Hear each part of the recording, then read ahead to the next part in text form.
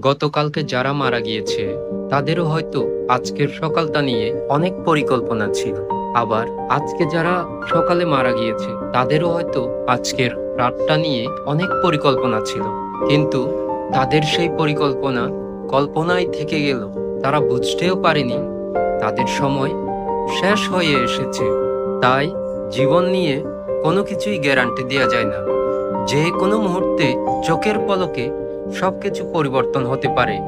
সেজন্য সুযোগ পেলেই ক্ষমা করে দিন এবং অন্তর থেকে ভালোবাসা ছড়িয়ে দিন। কারণ সুযোগ পেয়েও যদি আপনি সেটা না করেন তাহলে হয়তো সেই সুযোগটা আরেকবার নাও পেতে পারেন। যদি ভাবেন আজকে সময় নেই, কালকে শরীরটা ভালো লাগছে না, তাহলে হয়তো পরশুদিন আপনি নাও থাকতে পারেন।